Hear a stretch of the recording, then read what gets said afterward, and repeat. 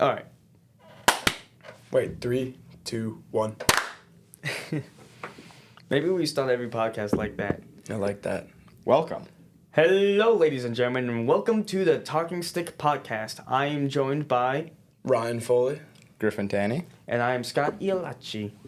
We are brand spanking new, and we are stationed at High Point University, the premier life skills university, and our podcast is going to be basically about our personal lives, what we've gone through, how we overcome some struggles. We're going to be talking about a little religion. We're going to be talking about all sorts of topics. We're going to have guests, hopefully, and I'm very looking forward to it.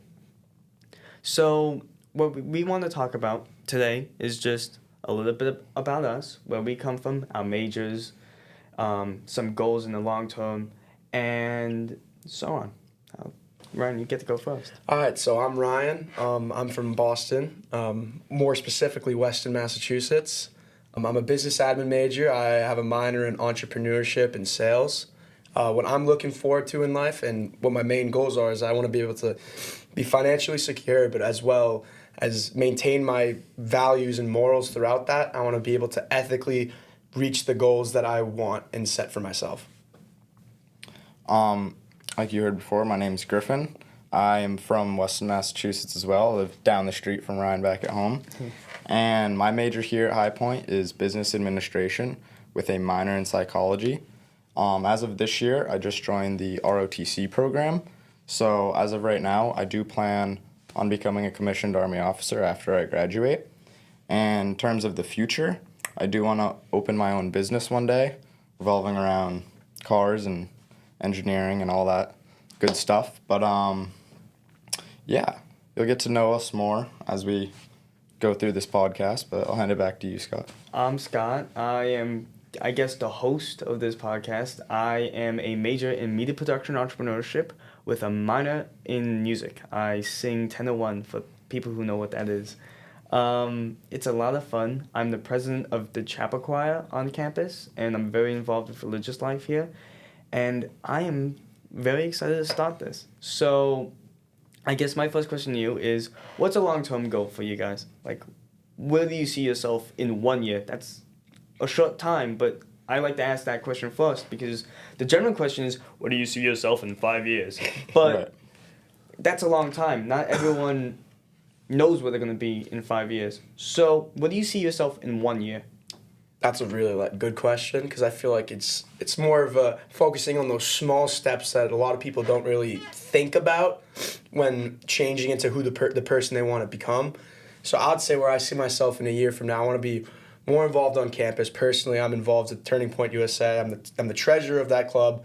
I want to get more involved. I want to join the real estate club. I want to be able to get more involved and just expand my knowledge and just learn. Because I feel like I put myself in a box last semester and last year because, I didn't do anything and then, I rushed a fraternity, which was great. It opened up a lot of doors, but I feel like now I got to act on those opportunities that I've made and that have presented themselves to me. So I feel like in a year from now, I want to be able to meet new people, grow my weaknesses, and just become a better person. That's awesome. Kind of going off of what you said, whenever you're trying to achieve a goal, the best thing to do is break it down to small steps and then kind of set these checkpoints to help you along the way. And I feel like the 1 year plan is a great first step in that. And for me personally, really my main goal with joining the ROTC this year was to become a better leader. And I also want to become, more involved on campus, just like Ryan was talking about.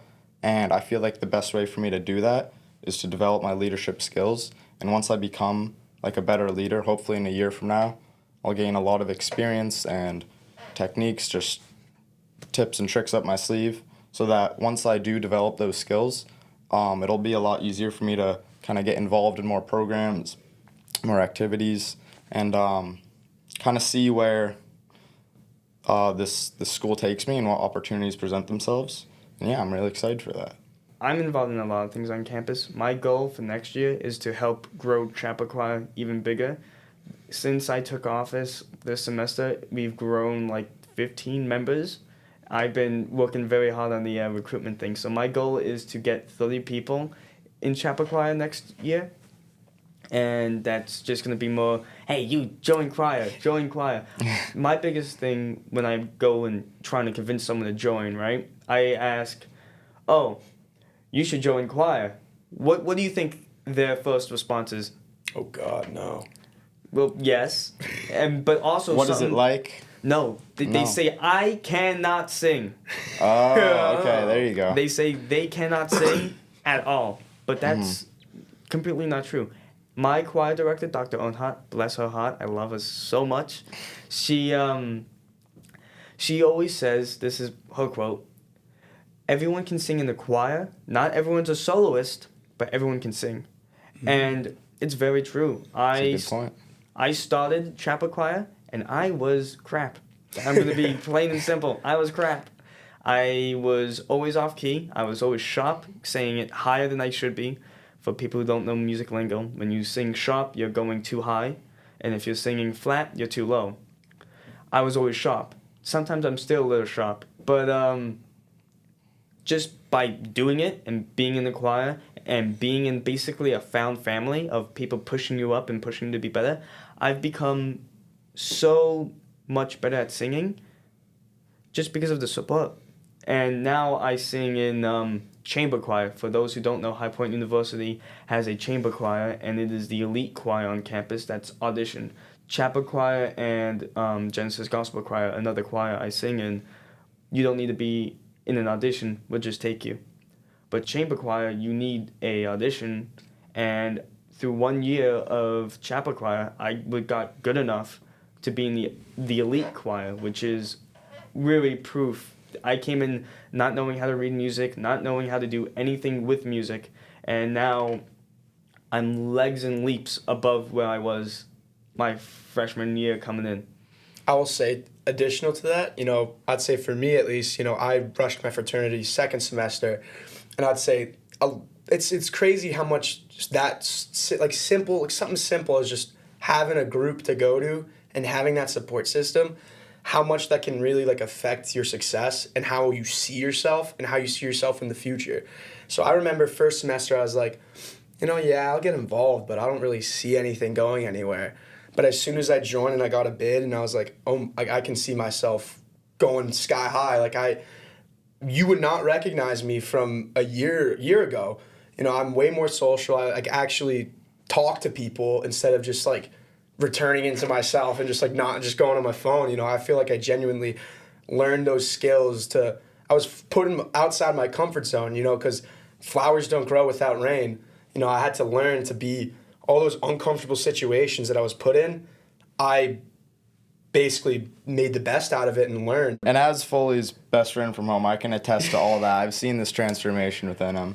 So that's definitely accurate. Kind of adding on to what you said, the best way to really grow and kind of find your strengths as an individual is to kind of bounce off your peers. And there might be things that, your friends have tried that you would never even think of trying or discovering, but because they kind of give you that information and feedback on not only how you're doing, but what they've tried and what they like, they could, help you out and give you recommendations for things that they notice that you might be really good at. And just having those connections and being able to have those people who truly want what's best for you does wonders for you in the long run, because it just opens up more opportunities than you could really ever imagine.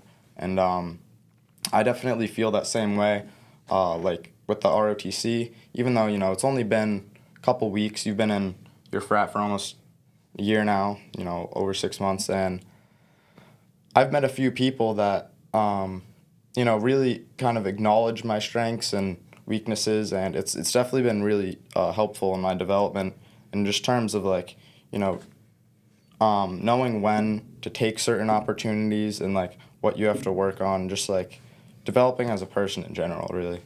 I'd like to add on and speak on the significance of having a mentor and someone who really just trusts in you, because it really only takes that one person to want the best for you to do it, to actually realize that you have it within yourself. Your chamber choir, the choir director, you know, she believed in you. And if she says, you know, not everyone can solo, but everyone can sing, you know, I believe that with almost every skill. You know, you may not be the, you know, sharpest tool in the shed, but you can all, you know, iron sharpens iron. You know, you just got to do it. You have to put your hands on it and try, but sometimes it only just takes that one person or that group of people to have you realize that, because sometimes I feel like we all get lost in our own thoughts and have self-doubt a lot. But then having that extra external person to look at you and tell you, dude, snap out of it. You're a dog. Do it. You know, I feel like we all have that dog in us, but it just you just need that other person to just see it in you, so you have that, you know, extra motivation to realize that, you know what, I am a dog. I'm gonna get this done. You know. I think there's absolutely a dog, I guess, in all of us, right? I'm one thing to note, audience. I'm not very up to date with all the lingo, so I'm kind of like a grandpa. Well, I'm not really sure what the dog in you means, but I will say, from what I gathered from context clues, which is also very important, people need to pick up on context clues, and not everyone's good at that skill. But what I think you're trying to get at is everyone has the spirit inside of them to be more. Everyone can be the professor in charge of a classroom. Everyone can be the president of the United States. Everyone can be the president of some chapel choir in Nowhereville, High Point, in the middle of North Carolina, nowhere. But you just need to have the right people to push you towards those opportunities, because maybe not everyone is a leader in title, right? But we're all leaders as individuals. Everyone is a leader. If you're the vice president or if you're just a member of the choir, you help the leaders cater to you. If you are a follower, it is your responsibility to talk to the leader and be like, hey, this is what's happening. How do we fix it? Because I, as a leader, it's just a name unless I know who I'm leading or what's going on, what problems we face as a group, as a collective. I can't lead if I don't have leaders underneath me. Right. Everyone needs to be a leader, because if no one's a leader, then the person who happens to have the crown and the title doesn't know what to do. And then they become a dictator, and then everyone's like, man, that leader's a bad leader because he doesn't listen. But are you also communicating to that leader what the problems are? Because the difference is, I could just be winging it and I have no idea what I'm doing. If you tell me what I need to do, then I can try doing it. But if you don't, then how am I going to fix the problem? Now, there are some leaders who get drunk on their power and like, oh, I am the leader. And they disregard what their followers say, and they're like, oh, because I'm the leader, you do what I say. And that's not okay either. So you have to find a balance of standing your ground and also catering to the needs of the many. I also think, like, going off of that, it's like not if, but when, because everyone has different strengths and weaknesses, like, inside of them. And some people may be, you know, way better at leading a small group of people than a big group of people, and vice versa for others. And so everyone has, like, the capability to do whatever they set their mind to, and the timeline of that is going to be drastically different for everyone based on their skill set. But if you're able to, you know, collaborate with your peers, get feedback, recognize those strengths and weaknesses, then you can find the area in which you lead most productively and most efficiently, so that you can really, like, harness the leadership inside you that you're best at and provide the best like leadership for the environment that, you know, you'll succeed in the most. I'd like to say, adding on to that, I see in our notes, you know, generational community. I feel like that is a big part, you know, for our generation. You know, I feel like we're pretty together. If not, you know, I feel like coming into, you know, school freshman year, I feel like I could, no matter who it was, I feel like we all were able to bond. Because it's like, oh, we're all new here, you know. It's just a whole new thing. So I feel like, I don't know, okay. I don't know what to say. What I think you're trying to get at is we, as a generation, are all realizing we can make a difference. We can make a difference. It's no longer in the power of the newspapers to give us information. We have a phone to tell us what to do.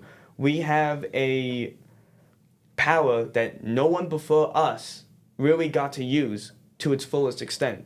Like if you look at elections, one that comes right to mind was the Texas election, District 23, between incumbent Tony Gonzalez versus Brandon Herrera. Brandon Herrera was a gun YouTuber who just made YouTube videos, and he lost to the incumbent. And let me tell you how hard it is to beat an incumbent. It's very hard. He lost by 400 votes, only because he had social media. He didn't go to on every news station and do interviews. He wasn't on CNN, unlike Tony Gonzalez, who is a Republican, I remind you. He went after Brandon. I'm so sorry. I know who Brandon Herrera is. So Brandon Herrera won that? No, he lost by 400 points. Oh, damn. Yeah, which is crazy. But Tony Gonzalez, the reason why he was running against Tony Gonzalez is because he felt like he was not representing District 23 rights. He voted for gun control. He voted against the party a lot of the time. So Brandon Herrera didn't like that, and he just said, I'm going to toss my hat in the ring. Mm-hmm. And he lost by 400 points using mainly social media and other campaigning ways to campaign. He spent Tony Gonzalez had uploads of multi-millions spent on his campaign, while Brandon Herrera only had, I think, a few $100,000. Yeah. The difference in money spending is insane because one spent multi-millions dollars being funded by all of DC because they want him because he's in their pocket, he's a part of the establishment, versus anti-establishment Brandon Herrera, who only came in with a few YouTube followers and ended up losing by 400 points. That's a big deal. But that's because our generation are all realizing we could be individual leaders because we have the power of the internet. Right. And I think that's what you were trying to get at when you brought up generational leadership. I think that is exactly what I was trying to say, and you hit the nail on the head with that. Yeah. I was literally thinking about this the other day. I'm like, not even our older siblings, but a couple generations. Like, it's not that a kid's born in the 1990s, you know, they didn't have going through school, you know, Gemini AI or Chat GPT or any of that. We have the ability to literally look up anything, and it most of the time be correct because there are scientific sources on Google. That's ridiculous. That gives us the power to be our own individual people and realize that you can do stuff. Like that Brandon Herrera thing, if you're just using YouTube and you're losing by 400 points and it's not a landslide, that's impressive. It wasn't just YouTube. He used Instagram, TikTok, but all the other social media stuff. I think that's really interesting because I don't necessarily have enough information to speak on that whole election and whatnot, but I think there's really something to be said about going back to what I was talking about with the different types of leadership. You know, you might not be a politician who is gonna be professional and getting your point across on all these news stations and stuff like that, but if you are good at what you do and you have a genuine passion for how you go about and present yourself, you can still be just as effective as other people in their fields. And it's not really about, you know, trying to conform to a certain group or way that other people do things. If you have a way of doing something yourself that you're good at, you know is effective, and you follow that route and just try to be the most successful you can with that, then that ultimately is what's going to set you apart from other people. And you could even, who knows, create a new way of doing things that you could have a bunch of followers following in your footsteps because it's never been done before.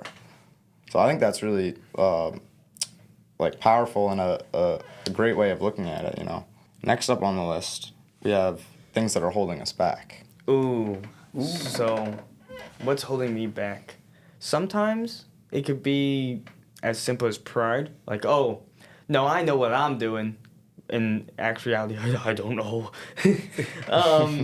I think that's something that gets me sometimes because I'm in a state right now where my life is pretty stable. At least at school, it's pretty stable. And I have the confidence and I have the network to basically point at something I want and be like, I want it, here's how we're going to get it, and then I get it. But I need to also realize I need to look into myself and be like, I need a break because I am too prideful not to go after my goals, if that makes sense. I am too prideful to not take a break because I'm Scott Ialachi. I can do it. Mm-hmm. I am, like, one of my famous sayings that I tell everyone is, I bite off more than I can chew and chew it anyway.